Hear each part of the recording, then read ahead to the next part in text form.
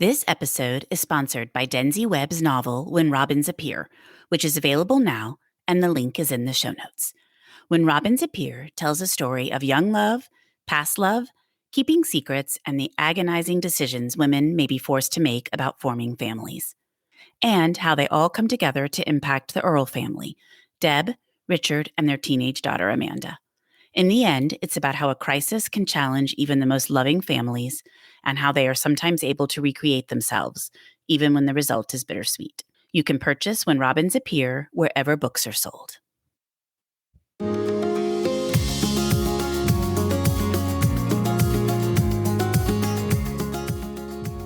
This is the Thoughts from a Page podcast where I interview authors about their latest works. My name is Cindy Burnett, and I love to talk about books. If you have any comments, questions you want me to ask authors, or feedback for me, feel free to contact me through my website, thoughtsfromapage.com. If you enjoy these podcast episodes, you should check out the Literary Salon tab on my website and sign up for our newsletter. We are hosting some fabulous online events in 2021. Today, I am interviewing Julia Kelly. Julia is the international best-selling author of historical women's fiction books about the extraordinary stories of the past. Her books have been translated into 11 languages. She has also written historical romance as well as fast-paced contemporary sports romance under the name Julia Blake. In addition to writing, she's been an Emmy-nominated producer, journalist, marketing professional, and for one summer, a tea waitress. Julia called Los Angeles, Iowa, and New York City home before settling in London. I hope you enjoy the interview. Welcome, Julia. I'm so excited to talk with you about The Last Garden in England. How are you today? I'm doing very well. Thank you so much for having me on. Oh, of course. Well, I read this book in less than 24 hours. I just thought it was an amazing read, and I'm super excited to talk about it. So why don't we start out with you just telling us a little bit about it? Sure. So it's a historical novel set in 3 different time periods. And the thing that connects the stories with those times is a historic garden. So you start in 1907 with the garden's design done by a woman named Venetia Smith in the Edwardian era. And then it moves to the garden's history in 1944 during World War II. This is set in England. So the house is requisitioned to be used as a convalescent hospital for soldiers during the war. And so we follow 3 women who are all tied to the house in the garden during that period of time. And then when we find the garden in present day, there is another garden designer who's actually coming in and taking a look at restoring the garden because it's been abandoned for many years. It's really in a state of real sort of chaos and decay, but she sees real possibility here. And throughout those 3 storylines, which weave back and forth, we learn about some family secrets, some mysteries, which I always love writing into my books. And the 5 women, their stories all become sort of intertwined and connected together. How did you decide to write about English gardens? Well, it's funny. I think this book is very much, in some ways, my father's book because he is a fantastic gardener in his own right. I live in England now, but I grew up in Los Angeles, and my father is from Los Angeles as well. He married my mother, who's an English woman. And I think he's always had a love for all things English, including gardens.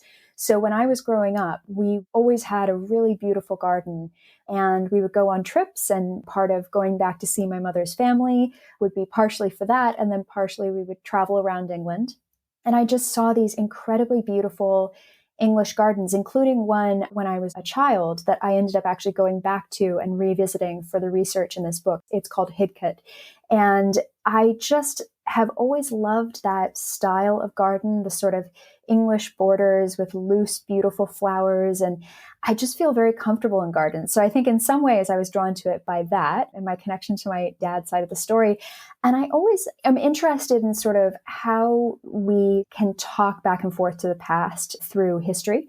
So I thought that a garden as an anchoring point for a book would be a really fun idea to explore and would also give me a lot of opportunities to have a lot of different women interacting across their own time periods and then also their own history influencing each other. You must have had to do a lot of research, did you? I did. So I have to admit, I don't actually have a garden of my own right now, although I will. By the time that this book comes out, I will be moving into a brand new home and I will have my first garden. just shortly after this book releases. So I'm very excited. And it's going to be a really new experience getting to actually put into play some of the things that I've helped my dad with over the years. When you're the child of somebody who loves to garden, it's free labor. So I've been recruited quite a lot. I've dug a lot of irrigation ditches over the years and done a lot of planting. But part of what was so fun about this was I got to really create my own dream garden. And I actually went through, and one of the first things I did was I drew, I'm not an artist, but I drew the gardens at Highbury House. And the gardens are all constructed around the idea of garden rooms. So each room has a different theme and the plantings are different. And I got to have a lot of fun going in and sort of deciding if I had an English estate, what would I want it to look like? And what would I want the garden to feel like? And so that really became that garden. So maybe one day, if I have a house big enough, or a garden big enough, I'll be able to recreate even part of that. But it was a lot of fun and it did require a lot of research. And the really nerdy parts of it also required a lot of research into sort of, were plants available in 1907 in England? So these are the sorts of things that historical authors can just absolutely lose themselves in. And it's a little bit like a funnel, right? You research a whole bunch of things and then you hope that a little bit of it ends up in the book and it stands out to somebody. So it's worth it in the end, but you do get very nerdy sometimes. Well, I loved all of that detail and I felt like I learned so much. One thing I was so curious about was the various gardens. Were there a set number? I can't remember exactly how many different gardens there were at Highbury House, but were there a certain number of gardens and every place did them? Or did you just sort of create it based kind of on, like you said, like the rose garden and the bridal garden? And how does all that work? The themes are really a collection of a lot of different things. So for instance, the bridal garden is influenced by the white garden at Sissinghurst, and the red garden at Hidcote Manor, which I visited for research, is the model for the lover's garden. But then when you're an author, at least my experience has been, I'm always putting little touches of things that are important to family members to me. So lavender is one of my mother's favorite flowers. So there's a lavender walk. And the whole garden is really constructed around this winter garden that's at the center of it. And I loved the idea of having one place in the garden where even in the absolute depths of winter, things are vibrant and they're thriving and there's flowers and things that you never would normally expect. And that becomes a really important part of the narrative, not only for the plot, but also for the emotional heart of the story as well. That had to be so fun. I think that is one of the things that I like so much about the book was that you brought it all to life so vividly that I felt like I was walking through whichever garden it was we were in at the time. And I just love books that have such a strong sense of place. Oh, thank you so much. And I'm so glad to hear that too, because I think my poor copy editor and I went back and forth so many times about, do you turn right or do you turn left out of this garden? And where are these things? So really that map ended up being very handy. So I'm glad to hear it translated well on the page. Well, and it all just sounds so beautiful. It's one of those things that seems like it would go to the screen so well. It'd be fun to actually see it all brought to life. I would love that. I'm not going to lie. And I think with any author, it's really fun to think about what would it potentially look like on the screen. And I think with this book being so visual, because flowers and plants and trees are so visual, it was really fun to think, okay, what would it actually look like if I were watching it on a screen or if I were standing in the middle of that garden? What do I want to convey to give people that sense of what it would like to be like to actually be there? Well, you did that very well. Thank you. The other thing I was curious about was 3 timelines. I sometimes think 2 timelines would be hard enough to write, but trying to keep up with 3, how was that? Well, my agent, when I pitched her the story, just started laughing because saying that I'm always trying to raise the level of difficulty. I've done 2 timelines before. I really wanted to try to challenge myself and see if I could go from the beginning of this garden's life, the middle section during the war, during all this conflict, and then the revival of the garden and the real rebirth of it. And I really liked that idea. And then weaving 5 different perspectives and trying to make the voices very distinct. I think it's always fun as a writer to jump into something kind of feet first and not entirely sure how to tackle it, but just to go ahead and do it. So I actually wrote these almost like they were their own individual books and then wove them together afterwards and kind of did the work to bring them all together. So I wrote the 1907 story first, then I wrote 1944, and then I wrote present day because they all sort of build on each other's history, and then went through, and I've since moved to a digital version of this, but I had all these sticky notes on the wall in my flat on the kitchen wall. And my family walked in and said, "This looks like the murder board in a Criminal Minds or a CSI. What are you doing?" It was the only way that I could keep it straight was to have all these sticky notes in different colors. And then it became a lot easier, obviously, once the characters were developed and they have their own personalities, to actually go through and work in the fine tuning. But when you're trying to get a book down the first time, at least my experience it has been with all the books I've done, I just get in, I don't edit, I just try to write. And holding that many stories in my head at the same time, I definitely needed the assist of the sticky notes and the murder wall. I love that. You can just call it the murder wall from now on. Well, that makes sense, though, writing one at a time, because it's so many time periods and then so many people. And I mean, you did it all very well. I could keep up with them, no problem. And one of the things I also really liked was that generally when I read a dual timeline or even a 3 timeline, I usually have one timeline that I like the best. But I found in this one, I really liked all 3 and I really liked all of the women and their stories. And that's hard to do. Thank you. Well, I have to admit, I also have found in the past, especially before I was writing historical fiction, I've been a reader of it for my entire life. And I also found that sometimes I gravitate to one timeline more than the others. I really wanted it to feel like they were all fully fledged stories, no matter where you were in the narrative and no matter what time period you were in. You felt like these women's stories mattered and that you were excited to come back to them when it was their chapter. That's exactly right. No matter whose story was coming up next, I was like, okay, good. Because when you are reading a dual timeline and you really like one versus the other, sometimes I tend to kind of skim through the second one and then you end up missing some important detail. So to really like all 3 where you're excited to return to their stories. And the other thing I loved, and obviously the spoiler free, so I'm only going to say that I loved it, was the ending. Oh my gosh, all the way around, like all of the endings. So I just thought that was very well done and I didn't see some of it coming, which was fun. Oh, I'm always delighted to hear that because obviously I sit with this story for so long and I'm trying to make sure that it's a balance, right? Because especially when you write mysteries or twists into your stories, you want to make sure that there's enough that you don't feel like it came out of nowhere. But at the same time, you want it to be a surprise. So that's always a bit of a balancing act. And I'm so glad to hear that that worked for you. Well, and it ends up changing your thought process and some of the characters. And again, I don't want to say anything that's going to throw anybody off, but in the end, you're like, okay, now I'm much happier. But I just thought that was very well done and it made me happy. And when I was looking over, because I read it a while ago, so when I was looking over it again today, I was like, oh, yes. I really like the sense of place so much, all of the characters, and then the way it wrapped up. So it's just a fabulous book. Oh, thank you so much. It really was a joy to write it. You always go into a book wondering what this one's going to be like because they all have different personalities. And I've had books that have been an absolute dream to write and no problem at all. And then I have had books that have just been like pulling hair out and worrying and fretting that it's never going to come together. And it does in the end. And that's where a great editor can really step in and help. But sometimes it really does feel like going into the unknown. So thank you. I'm glad to hear that it worked. Oh, absolutely. Well, did you have a highlight of writing The Last Garden in England? It really, not to be too sentimental about it, but it really was getting to sort of lean on my father as research assistant. And he was so wonderful about it. And I set the book in the county of Warwickshire, which is not an area that a lot of people know about, except that it is where Shakespeare's birthplace is, Stratford-upon-Avon.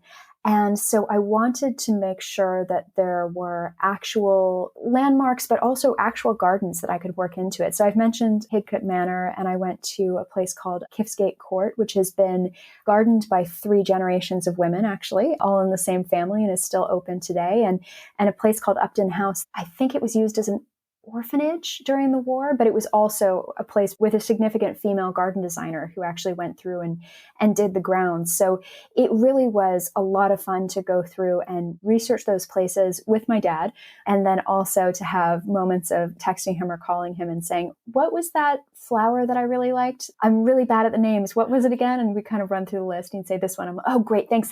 Tell Mom I say hi. And then you go back to writing again. So it's always fun to have some sort of familial connection to books. And I've been able to find that in some of my books before, but this was really lovely because gardening is such a labor of love for my father. And I think he really enjoyed getting to help with the research a bit. So I bet he was thrilled. I bet he loved getting to play a role in your research. He sent me back to London after coming up and visiting him and my mother with a stack of research books. And I had books on English borders and plants that would be appropriate for this climate. And the thing is, when you tackle something like gardening, where again, I've been around it for so much of my life, but I don't have an actual garden myself. So my experience is not necessarily as practical as it could be. You really want to get it right. And I know that gardeners are very serious about gardening and they love what they love and they can get very deep into the proverbial weeds with things. And so I didn't want to put something in the wrong place in this garden. I didn't want to introduce principles that didn't make sense. So I think I probably over-researched. And actually at some point, my editor read the first draft and then said, could we cut back a bit on the garden? Because it's getting a little excessive. We don't need to talk about plant rotation in the kitchen garden. But I think he really enjoyed getting to go through and talk about that. And he's a birder as well. So little bits and pieces of what, animals would be in the garden. And it was just fun to create that world with him. And I hope he appreciated it because he lived with me asking him questions for about a year about this. Oh, I'm sure he loved it. I mean, it's a great thing to share, and he gets to participate in you writing your next book. And I hadn't really thought about the types of plants that could be found in timelines in terms of like what would be around in 1907, what would be around in 1944.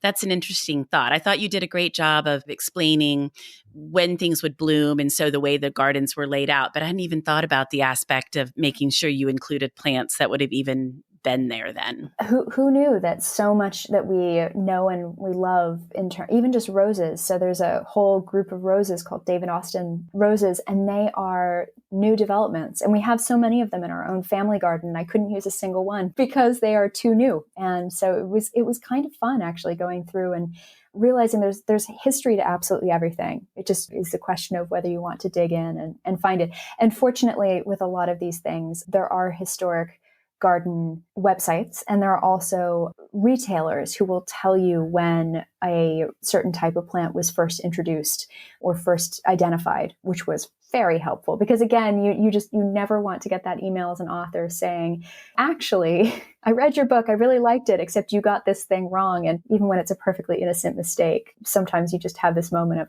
I wish I just looked that up. Yeah, just spent 5 more minutes on that particular thing and thought through it. Well, thankfully, gardening is such a popular hobby that there is so much information out there. So that's helpful, I'm sure. Absolutely. I am starting to think about what I would like to potentially write about in the future. And if there is another hobby-based thing, it's going to be something that's popular because it really, really made my life a lot easier. So I just have to keep mining my own hobbies or my aspirational hobbies. Or your parents. Or my parents. I mean, they're a great resource too. So there you go. Well, and the other thing we haven't even talked about that you must have spent some time researching too is 1944 and the house being used as a hospital. Yes. So I think the history of requisitioned houses in the UK is fascinating. They were originally requisitioned for World War I, and there is, again, great information on the British Red Cross and all sorts of things. But a lot of these really large houses were used similar to what you see in Downton Abbey. And I think it's the second season, the house, Downton Abbey, becomes a hospital. So that actually happened in World War II as well. But it wasn't just the big houses. It was also smaller places and village houses. And actually, the house that I'm sitting in right now as we record is my parents' home. And it was requisitioned for female officers for the Women's Auxiliary Air Force. And so the idea that a lot of these people would live with, whether it's officers or, a hospital or an orphanage, something significant that the government deemed needed to be housed away from usually London or other major urban areas. These houses would come about, they would come in and set up, and there were war orders. And so you had to give your house over. And I think a lot of people very much felt that it was their responsibility to do that. But in some cases, it could also cause a lot of tension. And Diana, the owner of Highbury House in 1944, who's one of the women that we follow, she has a lot of feelings about the fact that her house has been sort of taken over not just by the government and not just by the military medical staff, but also by her sister-in-law, who comes in to be the commandant and basically would have been the person who ran the administrative side of the hospital. And so a lot of her development is kind of reconciling her responsibility in the war, her relationship with her sister-in-law, and then her relationship with her husband who's passed away. And so it was a really, really interesting setting to have somebody going through that. And it also allowed me to bring in Beth, who's a land girl, who's one of the other perspectives in 1944, and then Stella, who's the cook who actually can't serve. She's not medically able to serve, but she sort of does things in her own way to contribute to the war effort. And she's still with the house as well. So you get these women in a little bit of a pressure cooker situation where you have a lot of different people all thrown together in this very artificial setting, which is the taking over of this house to become a hospital. So it's one of those common stories for big houses in World War II. And I think it's something that really surprises people. We don't usually think about the fact that you could be ordered to give your home over, and it could be a vital part of war work. So it's an interesting subject to explore.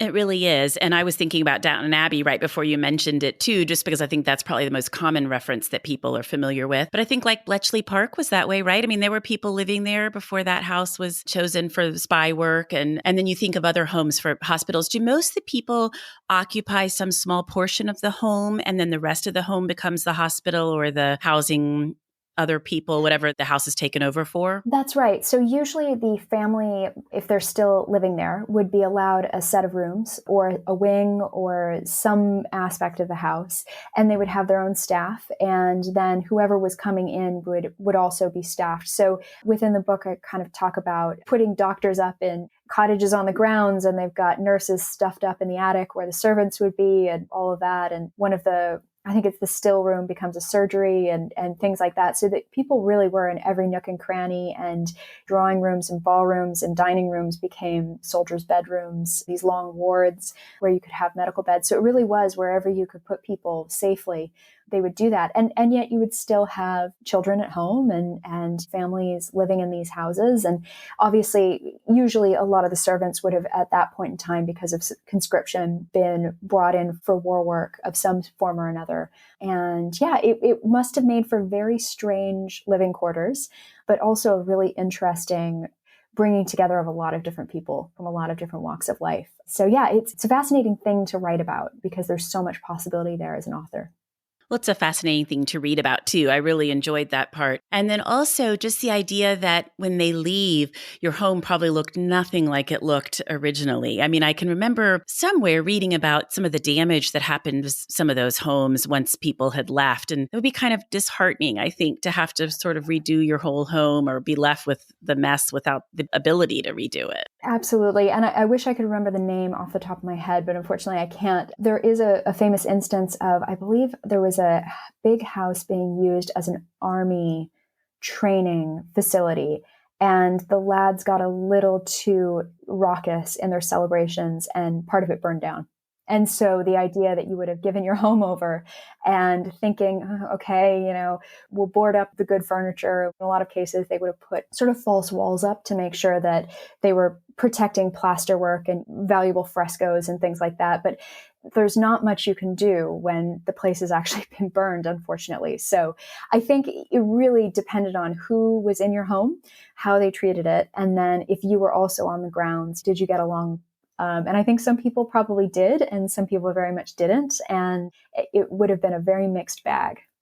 It definitely would have been. And I think you're right. If you were there and you would at least be able to voice your concern. And I guess also whoever was in charge of the group that was moving in, that person probably would have a lot of responsibility for what happened with the house and what didn't. Absolutely. And I think some people would have taken it very much as, we are guests in these people's homes, we will behave accordingly. And some were probably a little bit faster and looser with some of the rules. Well, and it's wartime. Well, how did you come up with the title for this one? It's funny. I will admit to not being great at titles. So this was a collaboration between, I believe, my editor, my agent, and myself. We sent a ton of emails back and forth. I originally wanted to play on the idea of it being a winter garden and having sort of that sense of mystery around it. And then I don't remember who it was who said The Last Garden in England, but it just was sort of one of those things where it just clicked, and it was really obvious that that was going to be the title. And I do love it because I love the idea of something that sort of evokes a time and a bit of a sense of the fact that this is an abandoned garden when we meet it on the first page in present day. And then, of course, I had a wonderful cover come together as well that really kind of tugs at that idea of abandonment and the garden sort of taking over and being left to its own devices. And there's a woman with a fabulous red dress on the cover of it also. I've been very, very lucky with the excellent fashion on my books. So I've been very lucky to have a good collaborative team behind titles because they're hard. They're very, very hard. They are hard. And sometimes they really do represent the story and other times they don't. And I just think this one definitely does. And like you said, it kind of harkens to an earlier era. When you read it, you think The Last Garden, okay, it's got to be something from the past. And then that's kind of what you're dealing with the whole time. Yes, exactly. I wanted to make sure that you knew what you were going to get when you picked this book up, and you know it's a historical fiction and all of that. So I think we nailed it. I think so too. Are you working on anything at the present that you would like to share with me? I am, and I don't know how much I can talk about it, but I'm going to break the rules. So I just turned in the first draft of a book that will come out after The Last Garden in England. And it is, without spoiling too much, it's set in the 1950s and it follows debutantes. So a different world. Very different world to the one that I live in right now. And it's been really fun to write because retrospectively, you know that the 50s are going to lead to the 60s and lots of societal change. But then Britain had just come out of austerity. And there's this real sort of sense of something is going on in the air in Britain during that time. So I've really, really been enjoying working in that world and researching in that world. And I'm always fascinated by class as well. I think as an American coming into Britain and living here, class is an ever evolving mystery. Just when I think I've got my handle on it, I'm always proved wrong. And I think there's always a bit of a misconception that there's no class system in America. I think there definitely is, but it maybe manifests itself differently. And when you don't grow up with it, it's really, really interesting. So I think one of the great things about historical fiction is it's a great realm within which you can explore some of these things. And a lot has been written about it, a lot of academic work and a lot of popular history too. So it's so much fun to go in and take a look at that. Plus with this one, I get to write about big dresses and tiaras and I get a bit of glamour. In a year where I was writing during lockdown, it was really a lot of fun to have a bit of an injection of glamour into my day-to-day, shall we say. Oh, I bet so. And as you're saying that, I don't think I know all that much about Britain in the 1950s. You hear so much about, obviously, both wars and even the period following World War II. That'll be interesting. I look forward to that one. Yeah, it's a fascinating time period. So if anybody likes The Crown, this is sort of a good jumping off point, I hope. I can't believe I still have not watched The Crown. And anytime anybody asks me about it, I'm like, I still haven't seen it and they can't believe it. But I need to. I just haven't ever sat down to kind of start it because I feel like once I start it, I'm going to want to watch it all. It is a problem. It is very bingeable. So I also have to be careful with that, especially if I'm writing a book at the time. I need to be very careful with what I fall down the rabbit hole with, because otherwise I'll emerge 2 weeks later and my editor will say, "Where have you been?" I was busy watching TV. Exactly. It's research. Well, before we wrap up, I would love to hear what you've read recently that you really liked. Sure. So I'm currently reading a book that actually comes out on the same day as The Last Garden in England, and that is The Yellow Wife by Sadiqa Johnson. So that's a really, really interesting, really compelling story set in the American South for the Civil War. And I've got a couple of others that I finished recently. It's a little funny when I'm in the last push for working on a draft. I don't read that much, but right before then I was just reading like crazy. So I read The Book of Lost Names by Kristen Harmel, and I just thought that was fabulous. And Kristen is a lovely person and a friend, but sometimes you read your friends' books and you just think, oh, we can't be friends anymore. You're too good at this. I loved that book so much. It's wonderful. And I really think this is really interesting. This is really interesting. And then about a third of the way through, I thought this is something really special. And so I really highly recommend that, especially if people are interested in World War II. Kristen writes in France. And so we're in the same time period, but writing about different subjects and different countries. And I just thought she absolutely knocked it out of the park with this book. I just loved it and can't say enough good things about it, obviously. I also read Mexican Gothic by Silvia Moreno Garcia, which I thought was really interesting. And again, injected a bit of glamour and a bit of spookiness into my writing and reading supplement as well. And then The Kew Gardens Girls by Posey Lovell. And I have to admit, I think this is out in the US and Canada by the time that this recording comes out, but I think it's also been out in the UK, so I might be mixing up my dates. But this is a really fun one because it deals with the women who worked at Kew Gardens, the famous gardens in London, during World War I. So they actually proved that they could do the physical labor that male gardeners would have done, but the male gardeners had been sent off to war. So not only were they maintaining the gardens, they were also going through and producing crops. And so parts of the garden were actually used for agriculture. And Posey very smartly ties this together with the suffragette movement at the time too. So it's really a fantastic look at a period of time in history. And if people do love gardens and are enjoying the historical garden aspect, I would highly recommend that book as well. I think that would be a fun one. I know it comes out in 2021 here, but I'm not exactly sure when. I have it on NetGalley, so it's on my iPad, but I haven't read it yet, but it looks really good. If it's not out yet, hopefully it's a preview for people that they can keep an eye out for. Oh, absolutely. I always think it's fun to look ahead like that. So that's perfect. Well, thank you so much, Julia, for joining me today on the Thoughts from a Page podcast. I really, really enjoyed speaking with you. Oh, thank you so much. This has been so much fun. And I always appreciate the opportunity to talk about history and research and also books that I love. So thank you. Absolutely. Thank you so much for listening to my podcast. If you like this episode, and I hope you did, please follow me on Instagram and Pinterest at Thoughts from a Page. Tell all of your friends about the podcast and rate it wherever you listen to your podcasts. If you do listen on Apple Podcasts, I would greatly appreciate it if you could rate it and review it if you haven't already. It really helps me out. Julia's book can be purchased at Murder by the Book, where I work part-time, and the link is in the show notes. Thanks to KP Regan for the sound editing. Thanks to Denzi Webb and her book, When Robins Appear, for sponsoring the episode. And I hope you'll tune in next time.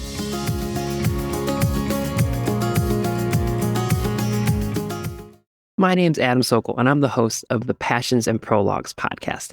Every week, best-selling authors like Jenny Jackson, Rebecca Makkai, Lisa Scottolini, or Brad Meltzer come on to my show to talk about, yes, their new books, but more importantly, the things that they're crazy passionate about. We've talked about the Muppets, powerlifting, traveling, gardening, home improvement, and so much more. We dig into why these things are their passions, how they inspire their writing, and where they came to fall in love with these random assorted things. Be sure to subscribe to the Passions and Prologues podcast wherever you get your podcasts, and check out evergreenpodcast.com to learn more.